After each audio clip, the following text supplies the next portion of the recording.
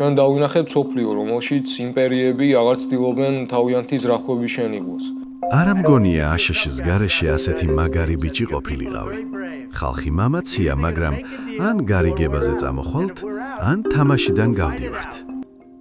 თქვენი ქვეყნები ჯოჯოხეთისკენ მიექანება. ამერიკაში ჩვენ უკონტროლო მიგრაციის შესაჩერებლად გაბედული ნაბიჯები გადავდგით.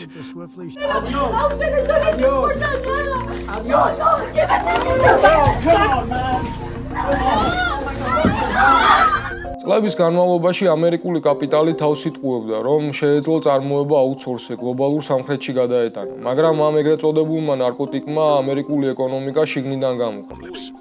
გვეგონა სხვა ერები ღირებულების ჯაჭვში მუდამ ჩამორჩებოდნენ, მაგრამ დაბალ საფეხურზე დახვეწისთანავე მათ მაღალ საფეხურებზეც დაიწყეს ჩვენი დაწევა.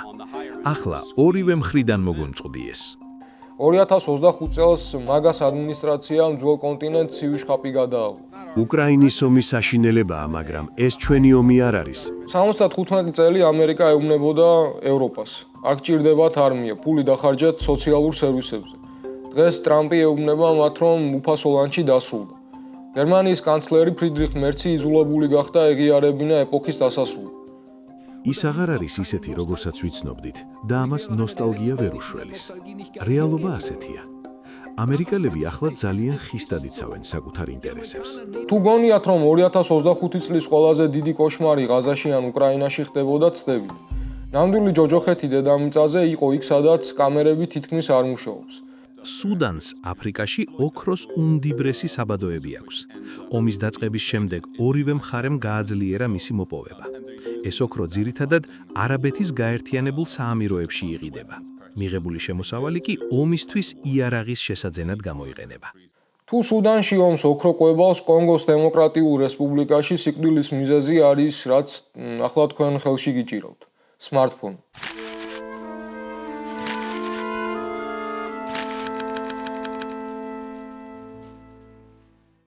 გამარჯობა. ეს არის ყოველკვირეული მიმოხილვა რა ხდება მსოფლიოში. დღეს მოკლედ შევაჯამოთ 2025 წელს.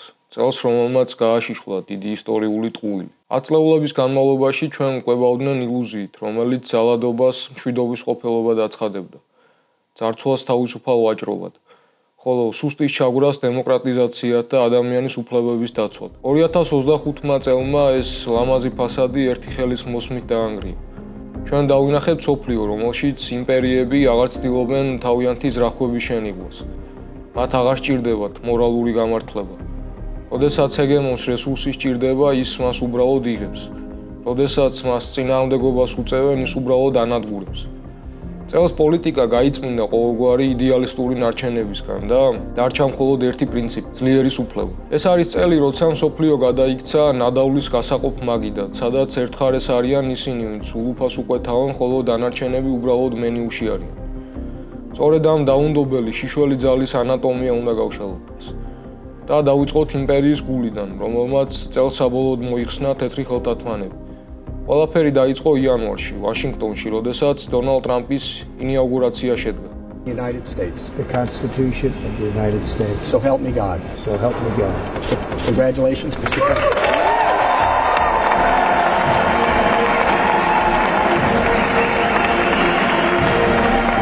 მან ეს დღე აქცია არა პოლიტიკურ აქტად, არამედ რელიგიურ რიტუალად. მან საკუთარი თავი გამოაცხადა არა პრეზიდენტად, არამედ ღვთისმრჩეულად, რომელიც სიკვდილს გადაურჩა, რათა ძველი სამყარო დაენგრია. Over the past 8 years, I have been tested and challenged more than any president. გასული 8 წლის განმავლობაში მე უფრო მეტად გამომცადეს ვიდრე ნებისმიერი სხვა პრეზიდენტი ჩვენს ისტორიაში. და ამ გზაზე ბევრი რამ ვისწავლე. ჩვენი რესპუბლიკის დასაბრუნებელი გზა არ ყოფილა იოლი. მათ, ვისაც ჩვენი საქმის შეჩერება სურდათ, სცადეს ჩემი თავისუფლების წართმევა და ჩემი სიცოცხლის ხელყოფაც. სულ რამდენიმე თვის წინ პენსილვანიაში მკვლელის ტყვია მყურთან გამიარა. მაშინაც ვიგრძენი და ახლა კიდევ უფრო მჯერა, რომ ჩემი სიცოცხლე რაღაც მიზეზით გადარჩა. მე ღმერთმა გადამარჩინა, რათა ამერიკა კვლავ დიადი გავხადო.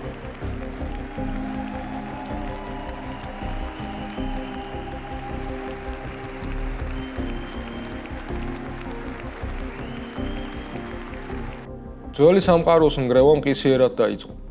პირველი მსხვერპლი გახდა USAID, ორგანიზაცია, რომელიც ათწლეულების განმავლობაში ამერიკული გავლენის მთავარი ინსტრუმენტი იყო სულ რაღაც 15 წუთში გაანადგურეს. თანამშრომლებს შენობა ისე დაატოვებინეს, თითქოს არც არსებულიყვნენ. ეს იყო მკაფიო გზავნილი. იმპერიას, რომელიც გადარჩენის რეჟიმზე გადავიდა, აღარ სჭირდება კეთილი პოლიციელის ნიღაბი. სახელმწიფო მართვა ფაქტობრივად გაუქმდა და ძალაუფლება გადავიდა ტექნოლოგიური ოლიგარქებისა და მედია პროპაგანდისტების ხელში.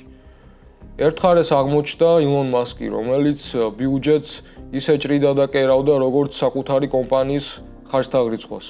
მეორე მხარეს კი თავდაცვის მდივანი პით ჰექსეტი, კაცი, რომელმაც პენტაგონი რეალიტი შოუ დაქცია. ხუსიტებზე იერიშის გეგმები დაუცველი მესენჯერებით იგზავნება. გენერლებს კი ისე ექცევიან, როგორც თოჯინებს. გადაწყვეტილებები მიიღება არა სახელმწიფო უსაფრთხოების, არამედ კერძო ინტერესების მიხედვით. მაგრამ თავარი სისტემური გარდატეხა ოდნავ მოგვიანებით მოხდა. ეგრეთ წოდებულ განთავისუფლების დღეს. შვეიცარიას თუ შეხედავთ 61%-დან 31%-მდე. ინდონეზია, მალაიზია, კამბოჯა, შეხედეთ კამბოჯას 97%. ჩვენ ამას 59-მდე ჩამოვიყვანთ. მათ ამერიკის შეერთებულ შტატებთან ურთიერთობით ქონება დააგროვეს. გაერთიანებული სამეფო 10% და ჩვენც 10%-ზე წავალთ. რას ნიშნავდა ეს სინამდვილეში? ეს იყო აღიარება, რომ გლობალიზაციის ამერიკულმა მოდელმა კრახი განიცადა. ვიცე-პრეზიდენტმა ჯეიდი ვენსმა ეს ღიად დაადასტურა. მან თქვა ის, რასაც ათწლეულები მალავდნენ. იაფი მუშახელი გახდა ნარკოტიკი, რომელმაც დასალური ინოვაცია მოკლა. ფიქრობ შევცდით. აღმოჩნდა, რომ საწარმოო არეალები დიზაინშიც საოცრად დაიხვეწნენ. აქ ქსელური ეფექტები მოქმედებს. დიზაინერები და მწარმოებლები ერთმანეთს უზიარებენ ინტელექტუალურ საკუთრებას, საუკეთესო პრაქტიკებსა და კრიტიკულად მნიშვნელოვან თანამშრომლებს. გვეგონა სხვა ერები ღირებულების ჯაჭვში მუდამ ჩამორჩებოდნენ, მაგრამ დაბალ საფეხურზე დახვეწისთანავე მათ მაღალ საფეხურებზეც დაიწყეს ჩვენი დაწევა. ახლა ორივე მხრიდან მოგვემწყვდიეს.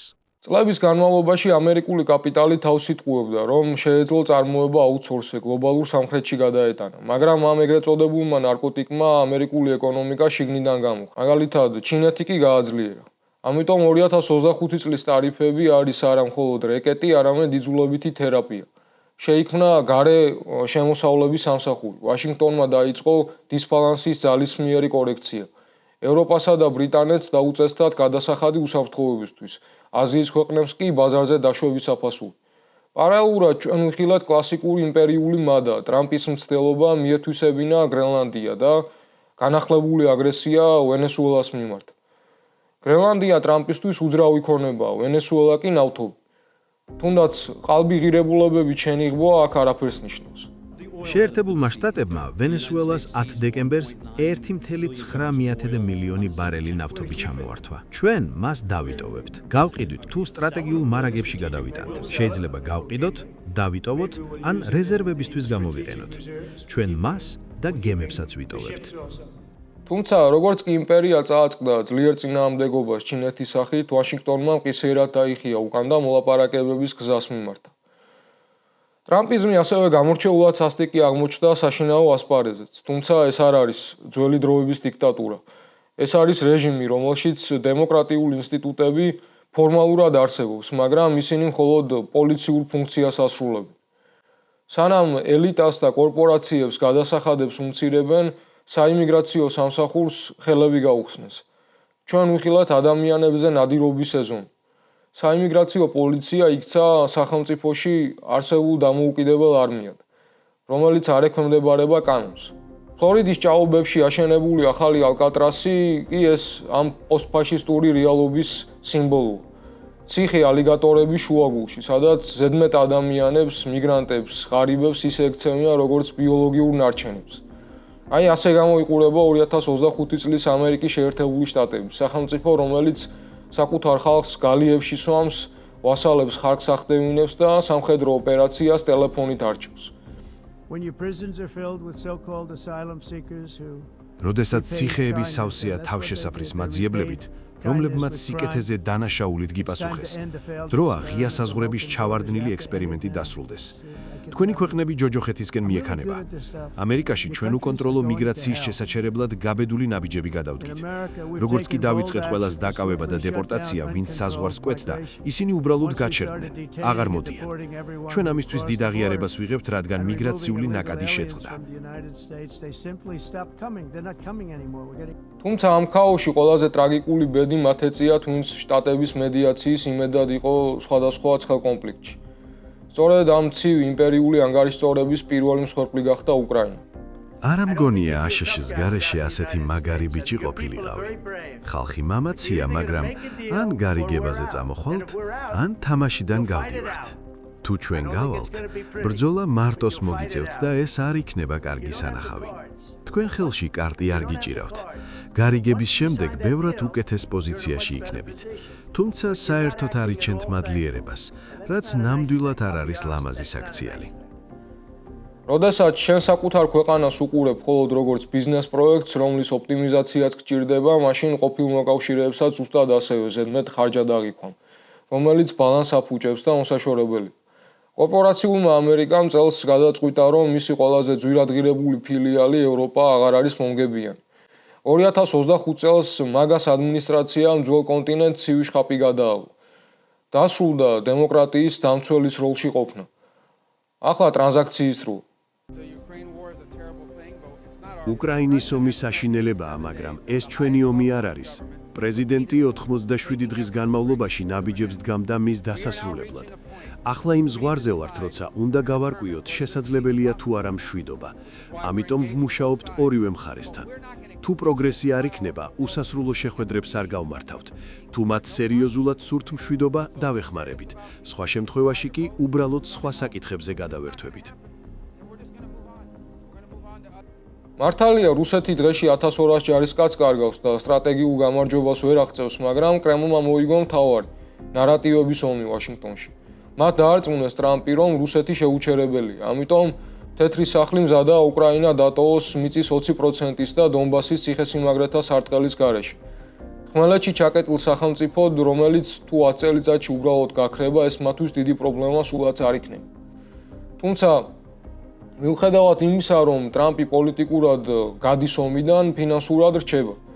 ნატოს ახალი სქემით ევროპა იხდის ფულს უკრაინისთვის, მაგრამ ამ ფულით ყიდულობს ამერიკული იარაღს. ტრამპისთვის ეს იდეალური ბიზნესია. ევროპელები ღარიბდებიან, ამერიკული ქარხნები მდიდრდებიან, ომი კი სხვის ხარჯზე გრძელდება. სწორედ ამ რეალობამ დაანგრია დიდი გარიგება, რომელზეც ევროპული კეთილდღეობა იდგა.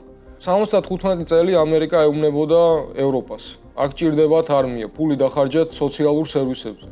დღეს ტრამპი ეუბნება მათ, რომ უფასო ლანჩი დასრულდა. გერმანიის კანცლერი ფრიდრიხ მერცი იძულებული გახდა ეღიარებინა ეპოქის დასასრულს. ამ საკითხს საგარეო და უსაფრთხოების პოლიტიკის ჭრილში კვლავ დაუბრუნდები. თუმცა ფაქტია, პაქს ამერიკანა 10 წლეულები ევროპასა და გერმანიაში დიდწილად დასრულდა. ის აღარ არის ისეთი, როგორცაც ვიცნობდით, და ამას ნოსტალგია ვერ უშველის. რეალობა ასეთია. ამერიკელები ახლა ძალიან ხისტად იცავენ საკუთარ ინტერესებს. ამ სიტყვებს წინ უსწრებდა ისტორიული ცვლილება. მერცმა აიღო ასობით მილიარდი ევროს ვალი, მაგრამ არა სკოლებისთვის, არამედ ტანკებისთვის. გერმანია ხელახლა იარაღდება. მას სურს გახდეს სამხედრო მონსტრი. დღეს ევროპელ ლიდერები დგანან სასტიკი არჩევანის წინაშე. იმისათვის, რათა დაიცვან თავიანთი თავი რუსეთისგან, მათ შეიძლება მოუხდეთ საკუთარი სოციალური სისტემის დემონტაჟი. ევროპა ჯერჯერობით მარტო რჩება, დაბნეული და იძულებით მილიტარიზებული. 2025 წელი გამორჩეულად მძიმე აღმოჩნდა პალესტინელებისთვის. ყველაფერი იმით დაიწყო, რაც საბოლოო ჯამში ილუზია აღმოჩნდა. იანვარში ვაშინგტონში ხელისუფლების ცვლილების პარალელურად გამოცხადდა ცეცხლის შეწყვეტა. დაბრუნდა მძევლების ნაწილი. ქუჩებში ხალხი გამოვიდა, თუმცა ეს პაუზა ხამოკლე გამოდგა. გაზაფხულზე ისრაელმა დაიწყო ამ ტერიტორიის მეთოდური გასუფთავება. ეს არ იყო ომი ჰამასის წინააღმდეგ, ეს იყო ოპერაცია ადგილობრივი მოსახლეობის გასანადგურებლად. ბლოკადა გამკაცრდა, ჰუმანიტარული ტვირთები გაჩერდა. 68,000 დაღუპული და გაეროს მიერ დადასტურებული შიმშილი. ეს იყო ფასი, რომელიც ღაზამ გადაიხადა იმისთვის, რათა მიწა ინვესტორებისთვის მიზიდველი გამხდარიყო. ხომ იცით რა აზრის ვარ ღაზაზე? ეს უძრავი ქონების უმნიშვნელოვანესი ნაწილია. დიდებული ლოკაციაა, თუმცა ჰამასისა და არსებული პრობლემების გამო იქ წარმოუდგენელი სიდუხჭირეა, მიუხედავად იმისა, რომ კარგი ცხოვრების პოტენციალი არსებობს. ვერ გამიგია ისრაელმა რატომ დათმო ეს ტერიტორია. მაშინ სათავეში ნეტანიახუ რომ ყოფილიყო, ის ამას არ იზამდა. მე მას კარგად ვიცნობ. მათ საუკეთესო ზღვისპირა ქონება მშვიდობის სანაცვლოდ გასცეს, მაგრამ საბოლოოდ რა გამოვიდა აქედან? ისრაელი მოქმედებდა სრული დაუხჭელობის განცდით, მაგრამ სექტემბერში ნეთანიაჰუმ დაუშვა საბედისწერო შეცდომა. გადაკვეთა ზღვარი, სადაც პოლიტიკა მთავრდება და დიდი კაპიტალი იწყება. ისრაელმა დაბომბა დოჰა, ყატარის დედაქალაქი. დოჰა არ არის ღაზა, ეს არის ადგილი, სადაც ამერიკული ფული და ნავთობი რეგიონის უდიდესი ამერიკული სამხედრო ბაზაა განთავსებული. როგორც იმ პერიოდში საერთაშორისო მედიაში იწერებოდა, ეს აღმოჩნდა ტრამპისთვის გარდამტეხი მომენტი. რათა ლაივსტრიმში მიმდინარე გენოციდი დროებით მაინც შეჩერებულიყო და უბრალოდ სხვა უფრო დახვეწილი ფორმა მიიღო. მაგიდაზე დაიდო 20 პუნქტიანი ეგრეთ წოდებული სამშვიდობო გეგმა, რომლის სახსრულება დღემდე ბუნდოვანებით არის მოცული. მოდით დეტალურად გავიხსენოთ ეს დოკუმენტი, რომლის მიხედვითაც ღაზას უნდა მართავდეს არა მათ მიერ არჩეული მთავრობა, არამედ ტექნოკრატიული საბჭო, რომელსაც თავმჯდომარეობს დონალდ ტრამპი. ჰამასის წევრებს ეძლევათ გარანტია, რომ არ დააპატიმრებენ თუ ისინი იარაღს დაყრიან და დარჩებიან მშვიდობიან მოქალაქეებად. წესრიგს დაიცავენ არა პალესტინელები, არამედ არაბული და მუსლიმური ქვეყნების კოალიციური ჯარები. ისრაელი ვალდებულებას იღებს ჯარების გაყვანაზე მხოლოდ მას შემდეგ, რაც სრული განიარაღება დადასტურდება.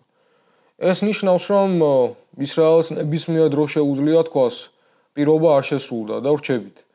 ამ დოკუმენტში არცაც წერია სიტყვა დამოუკიდებელი პალესტინის სახელმწიფო. არის მხოლოდ ტექნოკრატია, გარემმართველობა და დაპირება, რომ ნანგრევებზე ეკონომიკური ზონა აშენდება.